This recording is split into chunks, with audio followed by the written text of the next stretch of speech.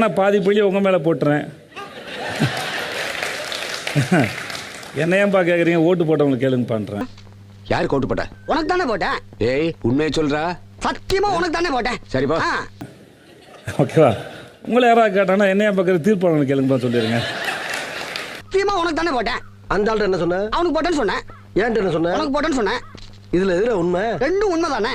என்னடா புது ஹோஸ்ட் நான் ரெடி. இந்த புது வீடியோ எப்படின்னு போய் பார்த்துருவோமா? ஓகே ரெடியா? Are you okay baby? வீடு ரொம்ப அழகாக இருக்குது. வெளியில் நம்ம யாராக வேணா இருக்கலாம், எவ்வளோ பெரிய ஆளாக வேணா இருக்கலாம். ஆனால் அந்த வீட்டுக்குள்ளே வந்துட்டு அந்த வீட்டில் ஒரு ஆள் தான். இது கராத்த விஷயம். ஒவ்வொரு மதியம் ஒவ்வொரு டைப்பா இருக்கும்டா. சொன்னா கேளு, வா அப்படியே ஓடி போலாம். இங்கே மேலே கீழே கருப்பு இல்லை அந்த மாதிரி எந்த பாகுபாடுமே கிடையாது. அப்படி யாருக்காக ஏதாவது இருந்துச்சுன்னா எல்லாரும் ஒன்று தாங்கிற இந்த வீடு புரிய வச்சு நான் நம்புகிறேன். ஐயோ எல்லாம் தெரிஞ்சவனே 800 வரைக்கும் போறாரு. ஒண்ணுமே தெரியாத நம்மால எங்க போறான்னு தெரியுது. ஒருவேளை கையை பிடிச்சிருக்காங்க, கண்ணை கசக்கிருக்காங்க, பிளான் பண்ணியிருக்காங்க. இப்பதாயா தெரியுது ஒவ்வொரு மனிதனுக்கும் உண்மையான வாழ்க்கை இங்க இருக்குன்னு. வீட்டுக்கு நடுவில் எவ்வளோ பெரிய கோடு டிசைனுக்கு போட்ட மாதிரியே தெரியலையே.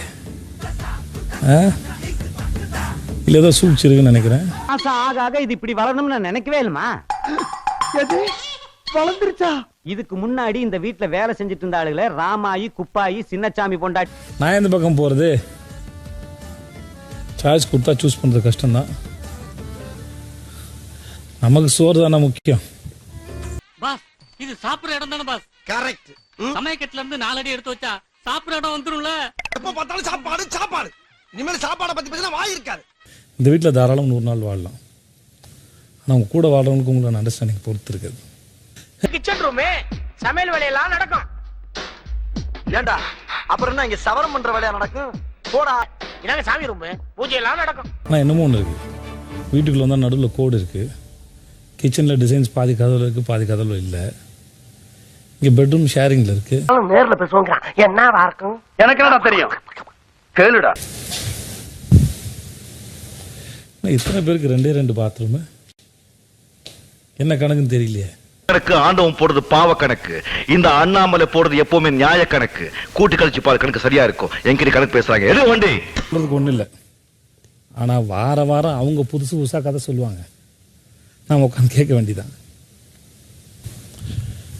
வீடு ரொம்ப அழகா இருக்குல்ல? இதை விட பெசலைட் ஒண்ணு இருக்கு. கூவிட